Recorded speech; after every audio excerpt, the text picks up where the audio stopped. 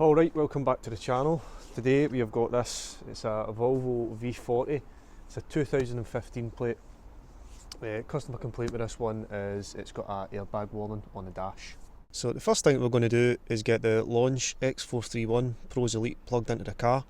At the moment we've got no warning lights present on the dash, but the customer says that the fault was intermittent, so it should show up a stored fault code once we do the intelligent diagnose. As you can see, this is a car here. A lovely Volvo. Not too bad, these cars. I don't really see a lot of faults with them personally. I don't really work a lot on Volvo, to be honest, but we'll see what the fault code is. Let's crack on with the intelligent diagnose on the Launch. We'll see where that takes us. Alright, so the ignition is on. We're just going to click intelligent diagnose. We'll see if it manages to find this vehicle. So you can see there we have got the right vehicle. It's a 2016 Volvo V40. So what we're going to do is just click on, go for quick access this time. We need to be connected to the network. I might need to do that, but we'll just go into Diagnostic, see if it will let us into a normal scan without logging in. So I'm going to try and cover this in case it shows my email address. Sometimes it does. No, we're all right, I think. So what we're going to do is go for a health report.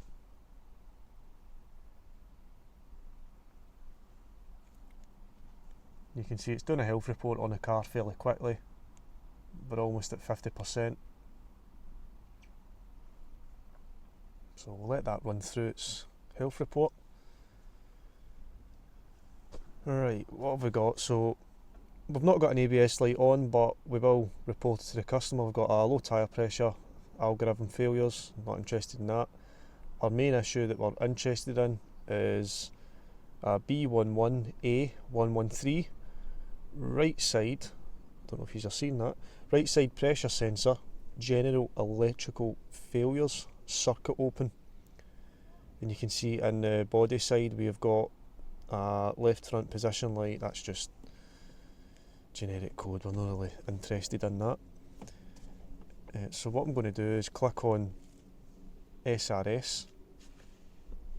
Come on, click on it, because I've got these gloves on. Going to read fault codes, and you can see that's our main issue there that we're interested in.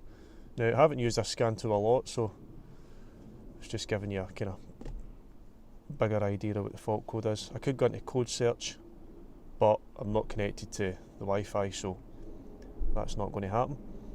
But you can see that's what we're dealing with here. So right side restraints pressure sensor, general electric failures, circuit open. Now I believe we've got a pressure sensor in that door and a pressure sensor in that door, so it's going to be one of those two. I don't know if live data would help us out at all with that. I don't think so, nah. So yeah, I don't think that's going to help us out with anything here, any live data. Go into special functions, see what it can do.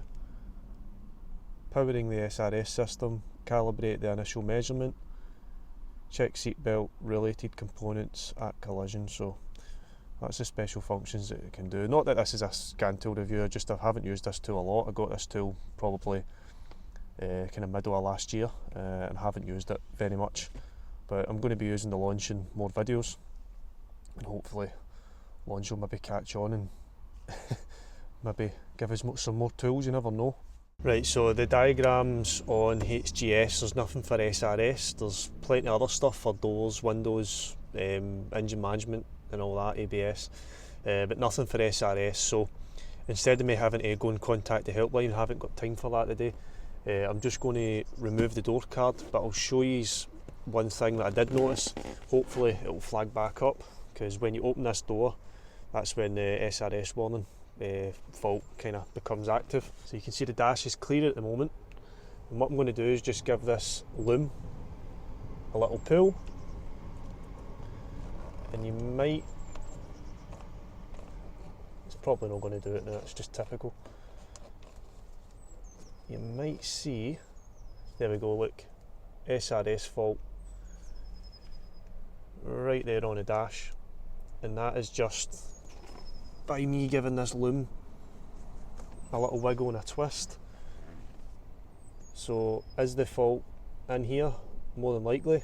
Is it a pin fitment issue? Because obviously it doesn't just run directly in, that kind of unclips from there, and then we've got a set of pins internal. What I might do, just mostly for the purpose of the video and knowing what wire colours these are, I'm just going to take the door card off, see if that will give us access into the pressure sensor, because I know there's another skin in behind there. For those that don't really know, it's obviously the door's fitted with a pressure sensor, so if it has an impact, that will detect the sort of pressure difference in the door, and then that sends that feedback back to the SRS ECU, and that obviously determines or comes to a conclusion whether to ignite the airbags or not.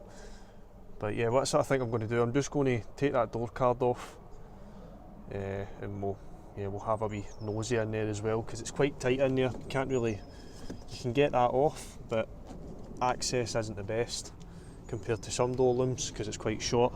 So I'll just remove that, and we'll see if there's anything obvious once that area is visible behind the door card. Okay, so we've got a door card removed, and you can see we've got a pressure sensor right there. I'll try and get the part number if anybody's interested in that. So that's a part number there for it. And we are on a yellow and purple tracer plus a grey and yellow tracer.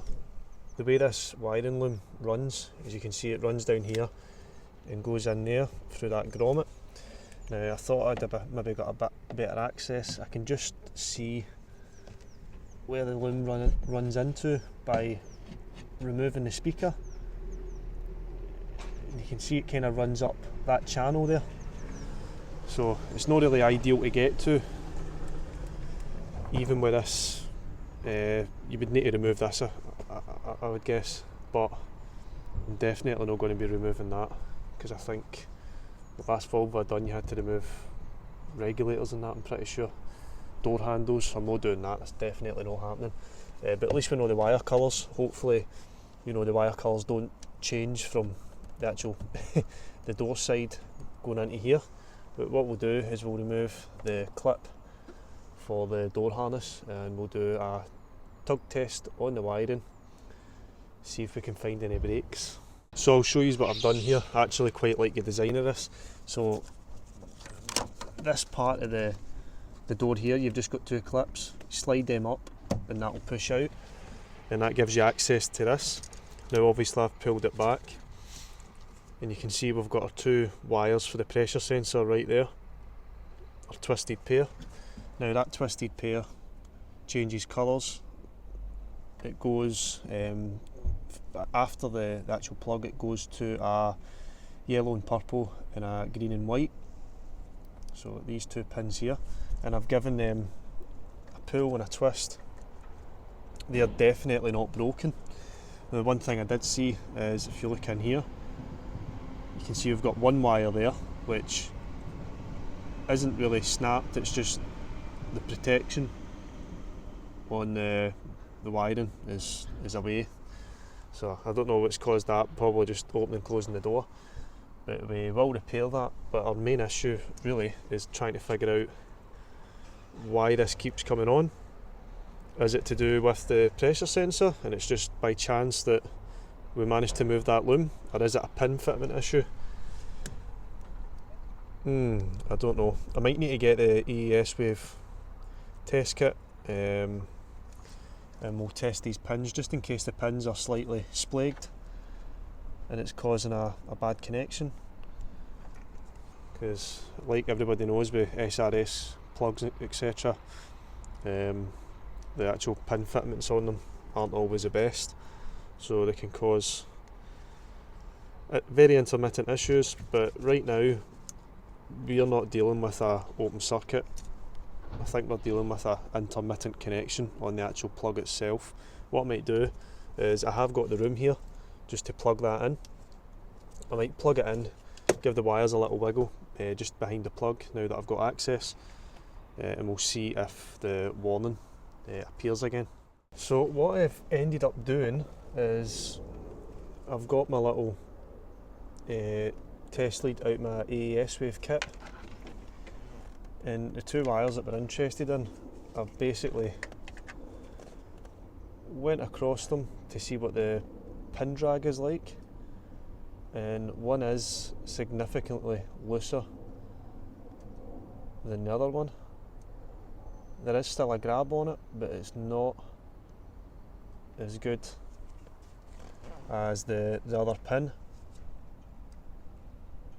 So I think that's where we're going to be heading here, because as soon as I plugged this into there, or it's the opposite way about, but it doesn't matter, and I literally just gave these two wires a little wiggle just directly at the pins, and the warning light came back on straight away. So to be honest, I was tempted just to bypass that plug because we've got plenty of empty slots there, so I was tempted just to bypass that and just run a straight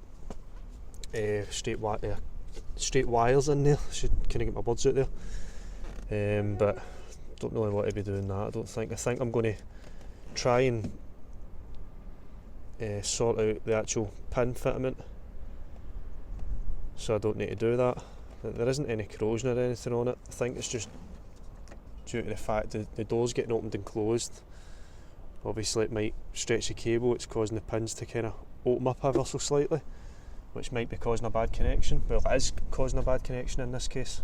So it isn't a broken wire, it's just a pin fitment issue, and the way I found that out was basically, I can't see what I've done with another test lead now, but one of these wee test leads out of the AES wave kit, I've just put that in there and checked the actual pin grab on it. Doesn't feel like it's sufficient enough, and I can easily replicate the fault just by pulling on the wire ever so slightly. So we're going to get the pin fitment sorted. Oh, loads of dust just went in my eye there. We're going to get the pin fitment issue sorted, get all this built back up, and we'll come back to you once that's done. So what we've ended up having to do here is just remove this cover which sits just in front of the plug. You can just remove that with a pick. It comes off very easily, and there isn't really any neat way to do this, but I've just squeezed the pins on those two right there, and when I test them with is it this one? No, it's the grey. When I test them with the grey test lead there, they're much better. The actual pin fitment is solid.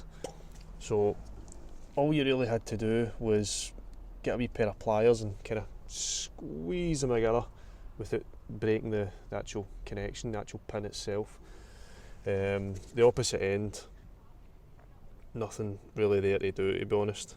You could kind of splag them open, side to side a wee bit, but I think our main issue was on the actual body side. But you can see the actual connections on the other wires there, they're quite wide, and I've shut mine over. It looks as if I've damaged one, but I've definitely not. It's just the way that I've got the plug sitting. But anyway, what I'm going to do is get the cover clipped back in, get it all built back up, and we'll test it. I've got everything built back up. Door card, as you can see, is back on. Now, one thing I will say about these Volvos is they're so well built. Usually when you take door cards off of other manufacturers, you're breaking little clips. You need to replace the kind of pop clips, etc. But this door card's literally held on with 2 bolts or 2 screws, and it just pushes up, and that's the door card off. It's so well built. It's the engineers have done a really good job of that for a change. But if anybody works on these sort of cars, or is a Volvo specialist, or works at the Volvo dealership, let me know if that is a common issue with the pin fitment on the door loom for the pressure sensor and the doors. I've never came across it myself, so it will be interesting to find out if it is a common thing. But yeah, I've had it running for a while. What I've done is I've opened the door as well, gave the wiring loom, couldn't get my word out there, I've gave the wiring loom a wiggle and it's not coming back on. So I'm pretty happy that it was a pin fitment issue, because every time beforehand I would wiggle that loom directly at the pin and it would come up, you know, open circuit. So just by squeezing those pins ever so slightly, it's created a better contact, and it's fixed the fault. So I'll show you here. I've just turned the ignition on. You can see that we've not got any warning lights. Belts and doors came up there just because I've got the door open. What I'm going to do is just get my hand in there and I'll give that a little wiggle. Watch this, it'll pop back up now that I've said all this. So I'm giving that a little wiggle in there, and you can see there's nothing happening. Bear in mind this fault was very, very intermittent, but you know, I could only get it to happen when I was wiggling that loom. But I do believe that is a fix, guys. I don't think we're going to get any more trouble with this. If there is, you know, any comebacks, you will see it on the channel. And like I say, if it does come back, I'll be bypassing that with a bit of cable, because there's nothing worse than pin fitment issues. They can cause absolute havoc, and sometimes you can chase your tail. But we managed to catch this one. So we've also cleared the fault codes on the launch. You can see that we've got no DTCs set. Well, before we go, I thought we'd mention as well, we've got another couple of tools coming. One from Ansel, which is a smoke machine. I'll put a wee sort of picture here. And the other one, don't really know how to pronounce it, but I'll put a picture there as well. So that'll be pretty cool. So there's another couple of wee tools that are heading my way. And once I've got them, you will be the first to see it on the channel. So yeah, going to leave that one here, guys. Thanks for watching. I'll catch you on the next one.